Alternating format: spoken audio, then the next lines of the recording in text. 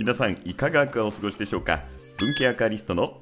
ハテナです。はい、ということでですね、前回はこちらのアクアポニックスをするための水槽台システムの構築をお見せいたしました。2x4 材で組んでいったこちらの水槽台、作り方はね、至ってシンプルなものになりますので、非常に簡単にできるものとなっております。ただですね、結構頑丈な作りになっていますので、水槽と野菜作り両方にね、耐えられるだけのものとなっております。水耕栽培システムもこのようにカスタマイズをして、水槽台の上に乗せております。3段から2段に変えたんですが、これでもね、結構十分な量があります。ということで、いよいよアクアポニックスをやるということなんですが、一つね、気になる点があります。それがこちら。90センチアクリル水槽なんですが、これね、皆さん見てお気づきの方いらっしゃると思うんですが、ちょっとですね、汚いんですよ。直前まで使っておられた中古水槽になりますので、このようにこれ汚れというか、これ何でしょうか、水垢とかになるんですかね。はい、手を入れてもこんな風にかなりね、汚れ、水垢がびっしりついている状態になっています。で、それだけではなくて、こんな風にこれ傷ですかね。なんというか、こういった目立った傷なんかもあります。はい、ということで今回はこちらの傷と汚れまみれのアクリル水槽をめちゃくちゃ綺麗に磨いていきたいというふうに思います。ということで今回購入したのがこちらとこちら。電動ポリッシャーと液体コンパウンドになります。まずはこちらの電動のポリッシャー。皆さんポリッシャーってね、ご存知な方いらっしゃいますでしょうか。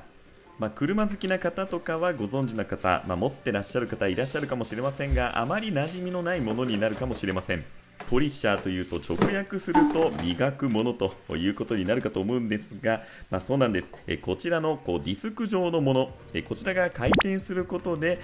何か物体を磨くというそういう機械になります。ちなみにこちらのポリッシャーはですね、Amazon で購入しました牧原というブランドの超激安ポリッシャーになります。おそらくこれ金額的に3500円程度で購入したものになります。ポリッシャーというジャンルの中ではもうめちゃくちゃ安い、本当にね、激安な商品になりますので、その辺はね、少し不安があるんですが、果たしてどうでしょうか。それともう一つ、こちら、液体コンパウンドのトライアルセットになります。実はこれ車のボディとかに使うような液体コンパウンドになりまして、今回ね、私はアクリル水槽に使うので、果たしてこれが使えるのかっていうのはね、正直わからないんですが、トライアルキットということで、はい、試してね、いきたいというふうに思います。ちなみにこちらは3種類のボトルと磨くためのスポンジみたいなものがついております。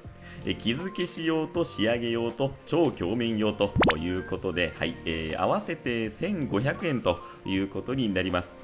両方合わせて約5000円ということで、そこそこね、いいお値段するんですが、やっていきたいと思います。まずはこちら、ポリッシャー付属のなみなみのスポンジを使っていきます。そして液体コンパウンドは3000番、こちらが傷消し用ということで、削るためのものということになるんでしょうか。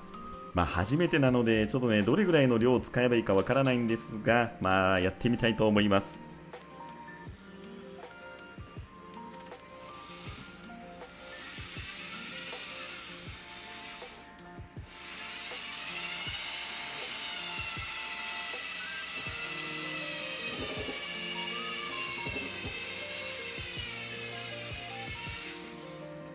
ファーストインプレッションめっちゃやりづらいです。いやー、これこんなやりづらいもんなんですね。もうね、このポリッシャー暴れまくるんですよね。これちょっと見た目では分かりにくいと思うんですが、もうちょっとね、もうなんて言うんでしょう、この回転をね、手で私これ左手でやってるんですが、いやー、この向きでやるとね、本当に暴れまくるんですよね。めちゃくちゃちょっと難しいです。もっと大型の水槽だったらこれ中に入ってねやるっていうことができると思うんですが、90センチ水槽なんでね、そこまではちょっとできないということで、はい、ちょっとね向き的にもやりにくいです。今度は右手に持ち替えたりとかね、ちょっといろいろ試してるんですが、もうねこの時点ではね正直絶望感しかありませんでした。ただ一度始めてしまったものはもう止められないということで、まずこれ前面の内側ですね、内側から磨いていっております。このように後ろに回り込んだりね、本当にねいろいろ試したんですが、なかなかいい方法が見つかりませんでした。で、そうこうしているうちに次です。今度は平べったいスポンジに取り替えまして7500番で磨いていきます。仕上げようということなので、これが結構ね、重要な手番になるのかなというふうには思ってるんですが、どうでしょうか。いやー、これね、早送りしてるんで、皆さんわからないと思うんですが、もうめちゃくちゃね、難しいんですよ。で、このスポンジも3種類ついておりまして、なみなみのものとこの平らなもの、それとなんか面でできたようなものっていうのがね、3種類ついていて、どの手番でどれを使えばいいのかっていうのもね、ちょっとわからないまま、なんとなく適当にやってるんですよね。今回は付属しているものだけを使っていますので、もっとね、いい方法がもしかしたらあるかもしれません。ということで、一度磨き終えたので、タオルで拭いていっております。ひとしきり拭き終えたら最後は9800番ということになるんですが、ここでちょっとね、こちらを試してみたいと思います。ちょっとあまりにも慣れないので、付属のスポンジもね、試しておきたいと思います。サイドもかなり汚れがびっしりですよね。いや、こっち結構ひどいですね。はい。で、こちらを先ほどのスポンジ、同じく3000番から磨いていっています。やっていて思ったことは、これだとね、難しいとかは全くありません。ただね、結構これね、時間がかかりますので、はい。正直ね、この横ぐらいの、はい、これぐらいのサイズだから手でやってもいいかなっていうふうに思うんですが、いやー、これ全面すべてをですね、このスポンジでやるとなるとかなり大変ですね。はい。で、結構これすぐボロボロになってしまうと言いますか、このね、黒い面に、液体コンパウンドをつけて、で、磨いていくということで説明書に載っていたんですが、結構その黒い部分がすぐにね、傷んでしまうんですよね。なので、やっぱりこれね、トライアルセットと、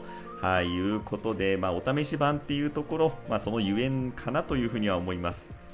はい。で、同じく7500番で磨いていきます。当然スポンジはね、変えないといけません。こちらも3つついておりますので、そのあたりは安心ですね。さあ、どんどん磨いていきましょう。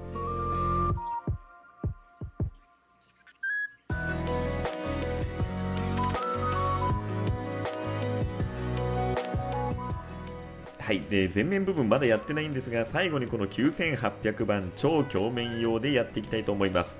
これが最後の仕上げの手番ということになります。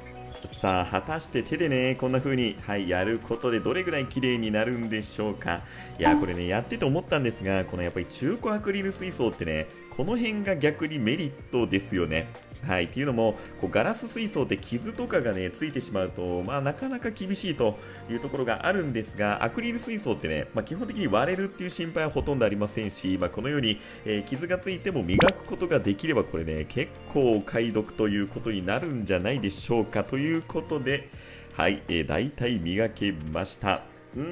ょっと分かりづらいということで、一応ね、反対側の側面も綺麗に磨いておきます。こんな風に多少ね、傷があったりとか汚れがあっても、こういう風に磨くことができるっていうのはね、このアクリル水槽のやっぱりね、大きなメリットだなと思いながら今ね、私作業しています。はい、ではいよいよです。前面部分を最後のこの鏡面仕上げ用でやっていきたいと思います。ポリッシャーもね、こんな風に白い、これ面でしょうかね、綿のようなものに取り替えました。最後の仕上げなんですが、とりあえずこれね、前面部分の外側もやっておきます。はい、この外側もですね、他の工程も一応ね、今動画では撮らなかったんですが、はい、2つの工程は踏んでおります。こんな感じでね、前からこう押し付けてすると、これはね、全然、そんなに難しいことはないかなっていうふうに思います。ただやっぱりね、内側とかがね、どうしても難しいんですよね。はい。で、これね、もし皆さんやられる場合、ちょっと一つ注意点が、これね、液体コンパウンド、めちゃくちゃ飛び散ります。いや、ですので、これ周りにね、水槽とかあると、もしかしたら生態に影響とかあるかもしれないんで、そのあたりは、ぜひね、ご注意いただければと思います。はい。ということで、最後に内側の工程なんですが、ここでね、私、気づきました。はい、もう終盤も終盤、本当に最後の工程でね、やっと気づいたんですけど、こんな風に水槽をパタンと、倒せばね、やりやすいと。もうね、本当に最後の最後で気づいたんですけど、はい、こんな風に、寝かしつけることで、上から、はい、押さえつけて、ポリッシャーかけることができますので、いやー、なんでね、最初から思いつかなかったんだろうと、はい、この時は本当にね、思いました。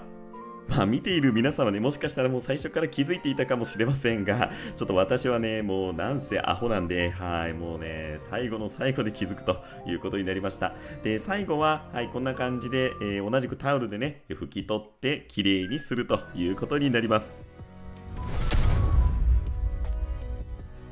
はい、最後ね、ちょっと汚れとか傷が若干気になるところあるので、私これ水を使ってゴシゴシやっちゃってるんですが、これはね、やっぱりやらない方が良かったかもしれません。はい、ただ何はともあれ、完成しました。いや、もう本当に汗だくになりながらの作業だったんで、本当に疲れました。はい、ということで、元の水槽台のところに置きました。いやー、どうでしょうか。ちょっとね、斜めから撮ると分かりやすいと思いますが、だいぶ綺麗になったように見えますが、どうでしょうか。一応ですね、前面と側面のみで、背面とこの底っていうのは黒いパネルになってますので、はい、そのあたりはやっていません。横から見ても結構綺麗ですよね。はい、一番最初と比較するとこんな感じ。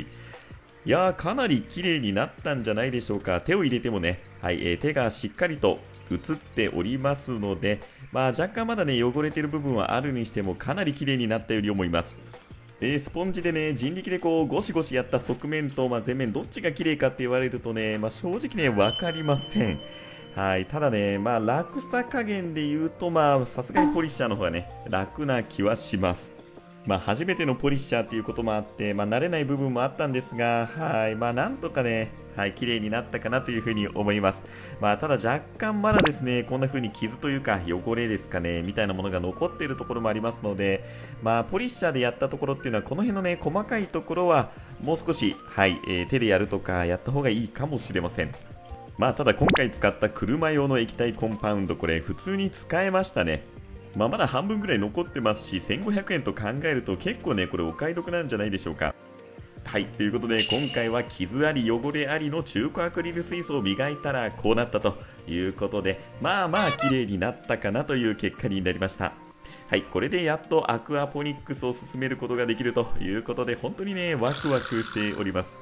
今後はこちらの水槽の立ち上げから野菜作りというところまでまたね、お見せしていきたいと思いますので、ぜひそちらもご覧いただければというふうに思います。ということで本日も最後までご視聴ありがとうございました。ぜひこの動画が良ければ高評価、チャンネル登録をよろしくお願いいたします。それではまた。